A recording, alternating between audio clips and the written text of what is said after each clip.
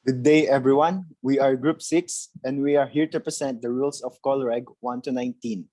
I am Cadet Garcia. I am Cadet Aranza Brian. I am Cadet Caringal. And I am Cadet Marciano James Joshua. I'm Cadet Plantilla. Rule 1, Application. This rule shall apply to all vessels in the high seas and water that's connected upon them, which are navigable by sea vessels. This means that all vessels that are at sea or navigating at waters connected to the sea is applicable to Rule 1.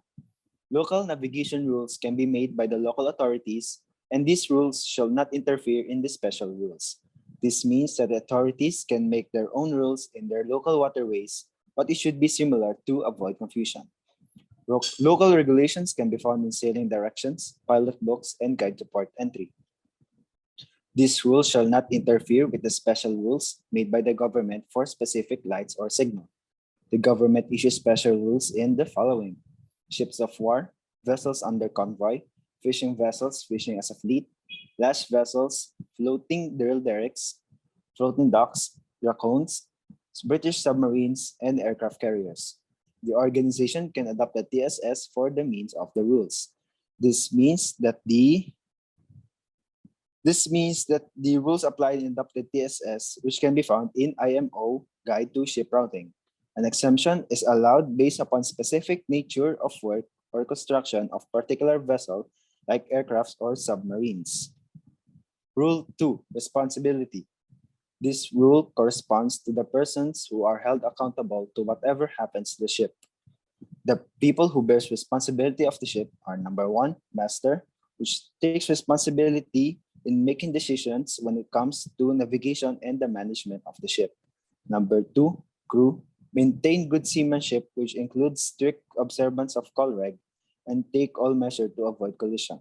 Number 3, charterer, is the one who rents the ship. Number 4, owner, is the owner of the ship. Rule 3, definition. This applies to every description or definition of watercraft, including non-displacement craft, double-IG craft, and seaplanes, used or capable of being used as means of transportation on water. These rules include the definition of the number 1, power-driven vessels, means any vessels propelled by machinery. Number 2, sailing vessel, any vessel used under sail provided that propelling machinery, if lifted, is not being used. Fishing vessels, vessels fishing with nets, lines, trawls, or other fishing apparatus. Number 4, seaplanes, aircraft that can maneuver on water. Number 5, vessel not under command, a vessel which through some exceptional circumstance is unable to maneuver as required by the rules and is therefore unable to keep out of the way of another vessel. Rule 4, Application. Applies in all vessels in any condition of visibility. Rule 4 tells us that vessels operating under any and all conditions of visibility are required to follow Rule 5 through 10. In other words, this rule apply all the time. Meaning, yung Rules 5 to 10 daw, dapat na lagi nating pinafollow sa lahat ng pagkakataon. Next. Rule 5, Lookout. Every vessel should at all times maintain proper lookout. Sa lahat ng pagkakataon daw, meron tayong lookout. 360 degrees sa paligid ng barko. By sight and hearing. By all means, to make full appraisal of the situation and risk of collision. Who? Every vessel. When? At all times. What? Proper lookout. How? All available means. How all available means meaning pwede tayong gumamit ng radar, ng different equipment to assess the situation. Every vessel. Lahat ng klaseng vessel dapat mayroon tayong proper lookout. LNG carrier, LPG carrier, RoRo, river ship, passenger ships, container ships. When? At all times. Sa day, night, at saka sa restricted visibility. Rule 6, safe speed. Every vessel should at all times proceed at a safe speed so that she can take proper and effective action to avoid collision. Stop within a distance appropriate to the prevailing circumstances and conditions. of visibility, traffic density, maneuverability of the vessel, presence of background lights, state of wind, sea, and current, drought in relation to available depth of water. Ito yung 6 na kailangan natin i-consider sa safe speed. Rule 7, risk of collision. Every vessel shall use all available means appropriate to the prevailing circumstances and conditions to determine if risk of collision exists. If there's any doubt, such risk shall be deemed to exist. Meaning, pag meron tayong doubt, isipin natin lagi na, i-assume natin lagi na meron na risk of collision. Many collisions continue to happen because vessel operators base their action on faulty assumption. Sa maling akala ng mga official natin, nagkakaroon ng collision.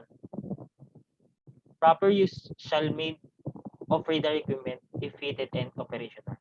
Sabi ko nga kanina, gagamit tayo ng radar para ma-assess yung situation. Rule number 8. Action to avoid collision. It is a rule that's studied to avoid accident or collision at sea. Things to remember. Be positive. Is a confirming to the other vessel that you make an action to avoid collision. Be ample time. It is always have safe distance and allowance. Be large enough to be readily apparent to the other vessel. It should be obvious to the other vessel that you make an action.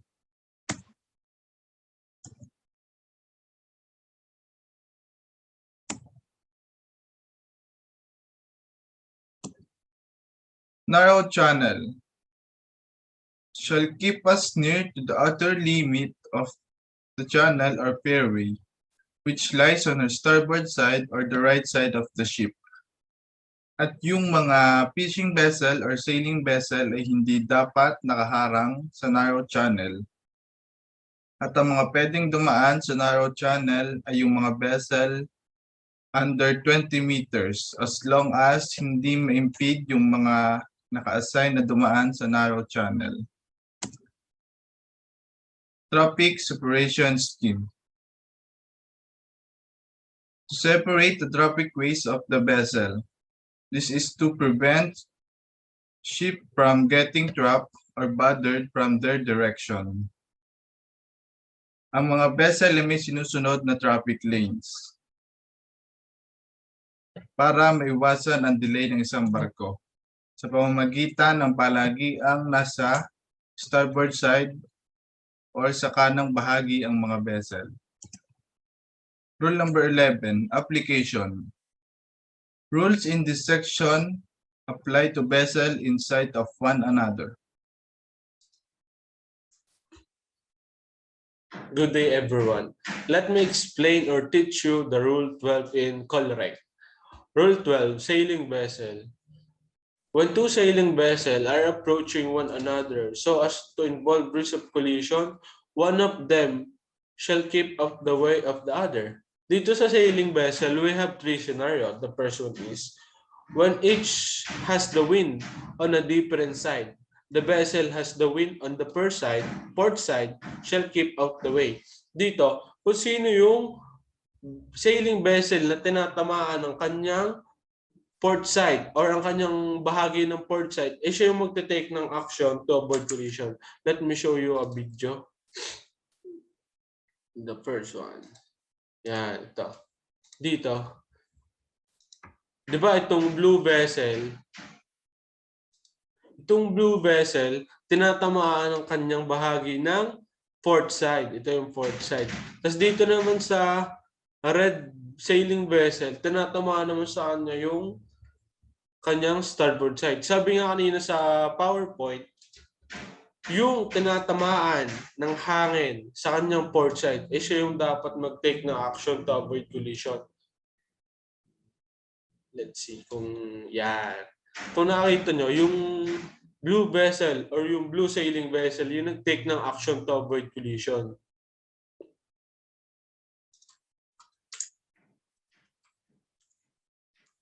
The second is when the boat have wind in the same side, the vessel which is to windward shall keep up the way of the vessel which is to leeward. What is windward and leeward? Windward, which is wind is going from. At dito, kung saan ba nanggagaling yung hangin? Halimbawa, yung hangin ay nanggagaling sa north. Tapos, yung hangin ay papunta ng south. So, ang leeward naman, yung pupuntahan ng hangin or yung direction ng hangin, leeward, which is the wind is going to. Diba sabi nga nasa north, nagagaling yung hangin sa north, tapos yung hangin naman ay papunta ng south. So ang windward doon yung north, tapos ang leeward naman doon ay yung south. Let me show you a video. Yan.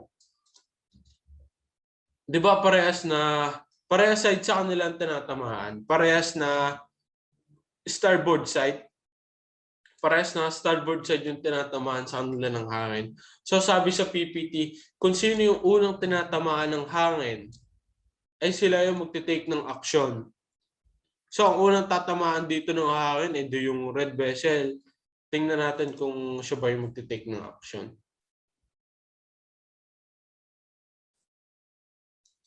Yan. Kung nakakita nyo, yung red vessel na nag-take ng action.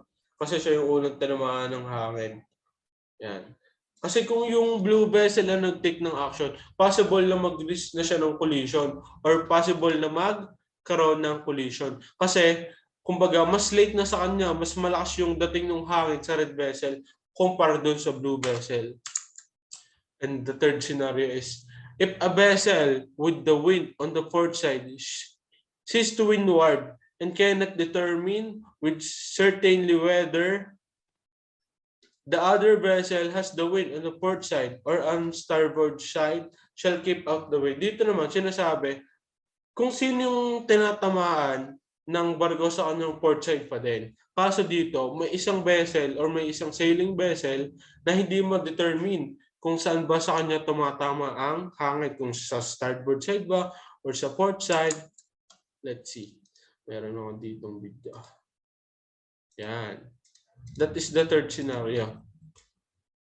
Dito, di ba, ito yung may hangin sa kanyang port side. Tapos ito, hindi niya ma-determine kung nasan yung or kung saan nagmumula yung hangin. Saan niya bang starboard side or saan niya bang port side. Yan. Tignan natin kung sino mag-take ng action.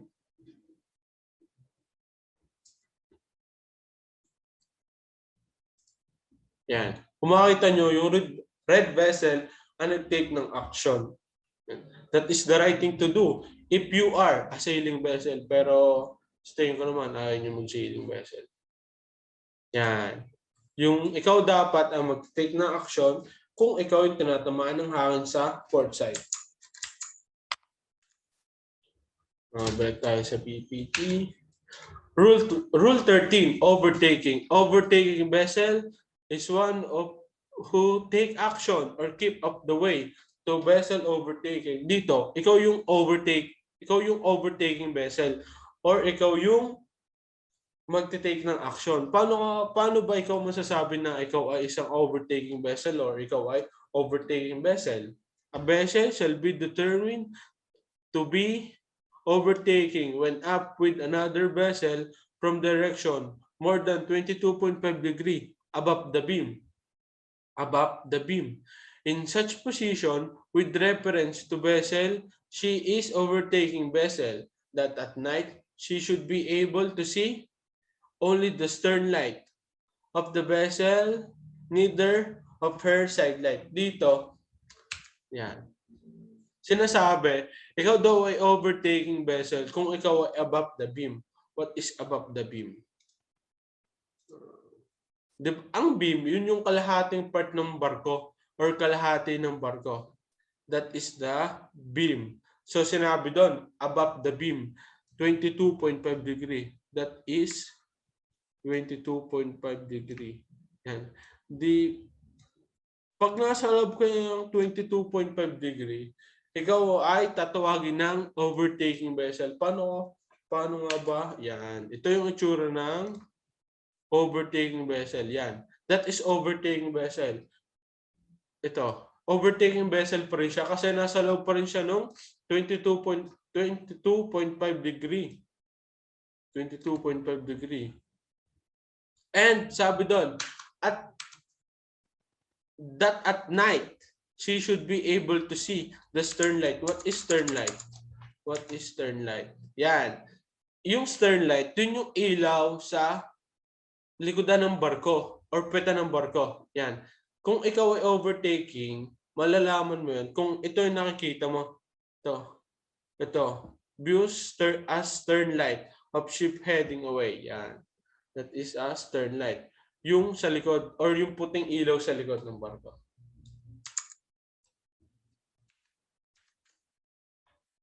You can pass on either side of the vessel but keep clear. While clear, the other vessel may not see you. Dito, sinasabi naman dito na pwede ka mag-overtake sa starboard side or sa kanyang port side. Kaso, make sure na after mo mag-overtake, hindi ka magko-crossing sa kanya.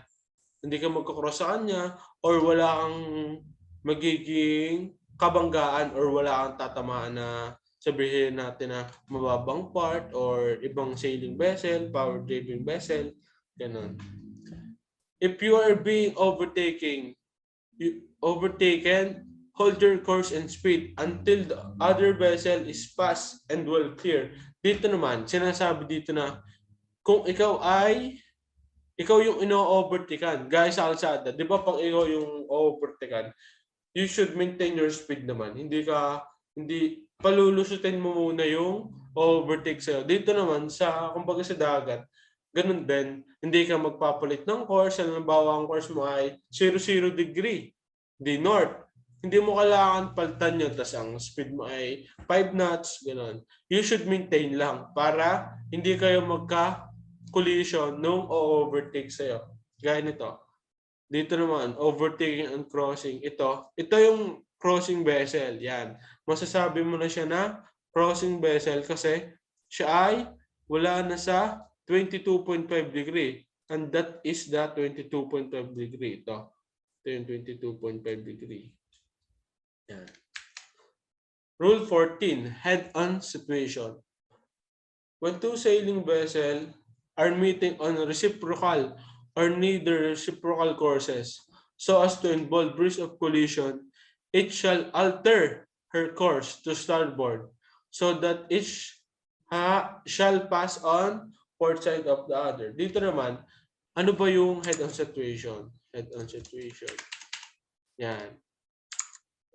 Head-on situation. Sa head-on situation, magkatapatan yung unahan ng barko or iisa yung course nila. Kumbaga, pareha sila ng course or halimbawa 180 degree, gano'n. Yung magkatapatan, bawa 180 degree at saka 00 degree, yung course nung nasa south, 00, tapos yung nasa north naman, ang course naman ay 180, sila, magkatapatan yung kanilang bow. Yan. Doon naman, to risk of collision, dapat, ang sabi dito, alter her course to starboard. Mag-alter sila ng course sa starboard para yung kanilang vessel ay hindi mag-risk of collision at sa port side. Sa port side lang magkakadaanan. Hindi sa starboard side parehas. Kumbaga, port to port side. That at night she should see able a stern light of the other in a line or neither in a line and or both side light. Dapat, sabi daw dito, yung paggabi, pag masasabi daw in a head-on situation, kung ang nakikita mo ay mass headlight. And what is mass headlight? That is the mass headlight. Ito, kita nyo yung white lights. Nakita nyo ba yung white lights? Yan. That is mass headlight. Yan. Diba? Ito yung light nila sa gabi. Yan. Ganyan ang itsura pag kayo ay head-on situation. Next is Rule 15, crossing situation. When two power-driven vessels are crossing so as involve risk of collision, the vessel which have the vessel in her starboard side shall keep out the way. Dito, sa crossing situation naman, sinasabi dito na kung sino yung may barko sa kanilang starboard side, eh sila yung magta-take ng action to avoid collision. Gaya nitong black vessel at red vessel na to, itong first one. Dito, nasan ba yung starboard side nitong black vessel? Di ba? Ito, starboard side. Tapos ito, port side. Tapos ito na red vessel. Ito ang kanyang starboard side at saka ito ang kanyang port side. Nasabi dito, kung sino yung may barko sa starboard side shall keep out the way. Dito, yung black vessel yung merong barko sa kanyang starboard side. Kasi itong red vessel, yung black vessel nasa kanyang port side. Kaya siya yung magta-take ng action. Siya yung magta-take ng action to avoid collision. And dito naman sa second scenario, ito namang red vessel ang may barko sa starboard side and that is the port side. Dito naman ang port side and this is the starboard side. Dito, yung red vessel naman ang magte-take ng action to avoid collision. Sabi nga, kung sino yung may barko sa starboard side, ay siya yung magte-take ng action to avoid collision. Ganon din dito sa last scenario. Give way, stand on the vessel. Yan. Sino nga ba yung stand on at sino nga ba yung give way vessel? Ang stand on the vessel, siya yung mag-maintain ng course and speed. At yung give way naman, siya yung magte-take ng action to avoid collision. Gaya dito. Ito yung starboard side, ito yung port side, ito yung port side, ito yung starboard side. Dito, sino yung may barko sa kanyang starboard side? Itong this one. Ayan. So, siya yung magte-take ng action to avoid collision. Action by give way vessel. Every vessel which is directed to keep out of the way of another vessel shall so far as possible take early and substantial action to keep well clear.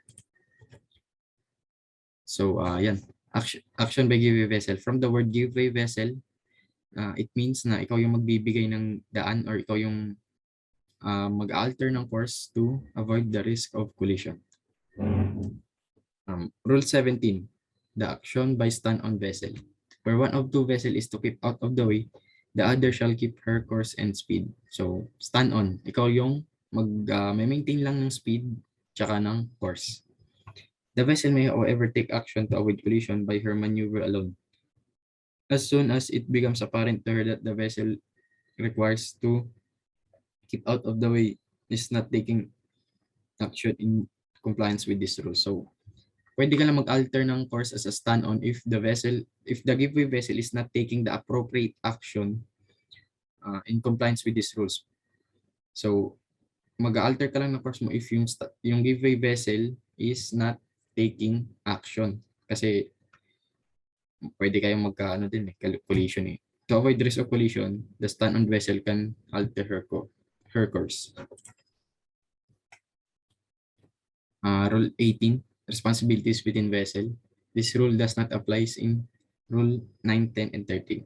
It is also known as the hierarchy of vessel.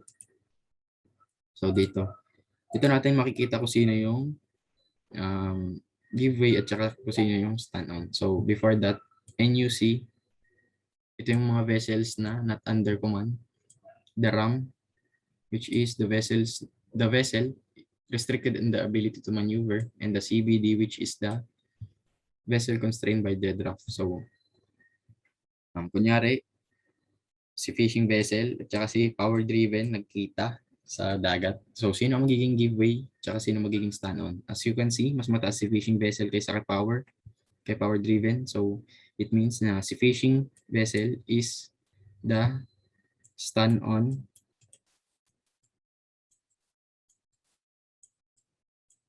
and the power-driven will be the giveaway.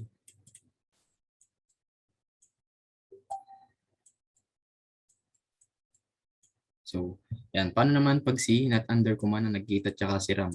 So, lagi natin tatandaan si not under command is either may sira yung makina niya or yung rudder, kaya hindi siya maka-andar, ganun. So, pag siram naman, ito yung mga vessel na may ginagawa sa dagat, which is nagpapalalim ng seabed, ganun. So, paano pag sila nakita, sino magiging stand-on and sino magiging giveaway? So, ang magiging giveaway dito is siram kasi yung makina niya is perfectly fine lang naman.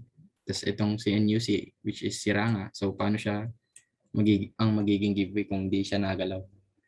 So, dito, dito naman kung paano malalaman kung NUC, RAM, or CBD ang isang barko. Kapag sa umaga, dapat makita natin tong shape na bilog na itim, dalawa. So paggabi naman, dalawang red light na ball. Tapos pag naman si RAM, which ang shape niya is circle, diamond, circle, and paggabi naman, one red ball light, one white ball light, and one red ball light. Pag naman si CBD, sa umaga, dapat makita natin tong parang cylindrical shape. And then paggabi naman, tatlong red ball light. Yan. So, Rule 19, conduct of vessel in restricted visibility. This rule applies to vessel not in sight of one another when navigating in or near an area of restricted visibility. Dito natin gagamitin tong rule na to if yung vessel nyo is in restricted visibility. Every vessel shall proceed at safe speed, adapting to prevailing circumstances and condition of restricted visibility. Kapag nasa restricted visibility ka, dapat ang vessel mo shall proceed at a safe speed para to avoid the risk of collision na din and to take action if there is a risk of collision. So dito papakita ko sa inyo kung paano ang mga gagawin if ever na yung vessel nyo ay nasa restricted visibility and encountering another vessel. So we have a quadrant 1, 2, the 3, and the quadrant 4. So ayan. Paano naman pag ang vessel ay nanggagaling, may nakita kang vessel na nasa quadrant 1, yan. Ano ang action na kailangan mong gawin para ma-avoid yung collision? So if you have a vessel on your starboard bow, you need to alter your course to starboard to avoid collision. So ayan, starboard para ma-avoid yung collision. So if ever may makita kang vessel na nasa starboard bow, you shall proceed to starboard side. You shall alter your course. So paano naman pag nasa second quadrant, which is your port bow, yan, may nakita kang vessel dyan. So what is your appropriate action to avoid collision? You shall proceed also to starboard to avoid collision. So yun. So paano naman kapag ang vessel ay nanggagaling sa third quadrant, which is your port quarter? What is the appropriate action to take? So pag ganyan, nakakita ka ng vessel in your third quadrant in your port quarter, you shall alter again your course to starboard pa rin in order to avoid collision. And so paano pag naman ang vessel ay nasa fourth quadrant? Ano ang kailangan action? So pag may nakita ka dyan sa starboard quarter mo ng vessel, you shall proceed to port side naman. Port side to avoid the risk of collision. So yan, tatandaan nyo lang lagi yan kapag ang vessel nyo is nasa restricted visibility. Thank you.